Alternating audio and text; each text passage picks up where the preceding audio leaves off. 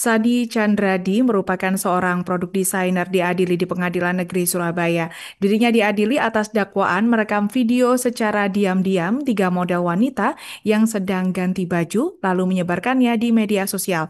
Tak hanya itu, dirinya juga diduga menipu para model dengan iming-iming casting iklan. Untuk informasi selengkapnya, saat ini kami telah terhubung bersama wartawan kami dari Tribun Jatim, Tony Hermawan. Rekan Tony, silakan laporan Anda. Oke, baik, terima kasih. Jadi memang Tribuner telah berlangsung sebuah sidang di Pengadilan Negeri Surabaya yang terdakwanya adalah seorang produk desainer bersama Sani Chandradi. Sani Chandradi ini didakwa oleh jaksa penuntut umum telah merekam secara diam-diam model yang diajak untuk photoshoot ya, pemotretan. Kemudian video-video dalam tanda kutip yaitu nude, eh, model-model ini kemudian disebarkan di media sosial maksud saya. Eh, Kasus itu terjadi sekitar tahun 2015. Jadi Sani Chandradi ini menghubungi dua orang model, kemudian diajaklah untuk photoshoot dan pengambilan video di di sebuah apartemen di Kecamatan Lontar, Surabaya. Sebelum dua model ini datang, dia telah menyiapkan sebuah hidden cam, yaitu kamera tersembunyi yang dipasang di dalam ruang ganti para talent ini. Kemudian eh, ketika itu masuk, memang tidak ada seperti yang mencurigakan menurut keterangan para model ini. Para model ini diminta ganti pakaian sesuai dengan tema yang dipilih oleh Sani Chandradi ini. Ternyata di dalam ruang ganti itu sudah ada hidden cam yang posisi on. Kemudian tidak hanya di dalam ruang ganti, hidden cam itu juga telah dipasang di kamar mandi. Jadi eh, si model ini ketika dia dalam keadaan mandi terekam oleh kamera tersebut.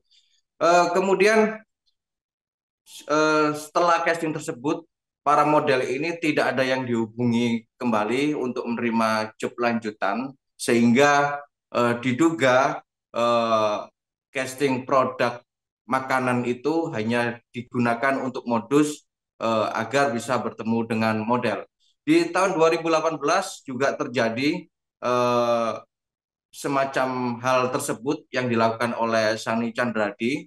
Dia menggunakan sebuah apartemen di Lontar itu untuk mengundang model lain.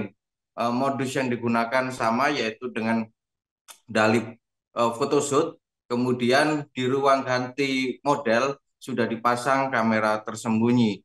Eh, dari hasil penyelidikan, jadi Sani Chandradi ini menggunakan eh, video tersebut untuk koleksi pribadinya, juga ada yang dijual di media sosial kisaran harga ratusan ribu. Sebenarnya Sani Chandradi ini tidak bekerja sendiri, jadi ada fotografer nude lain yang juga ikut membantu aksinya, dan saat ini sudah dijatuhi hukuman vonis sekitar 1 tahun.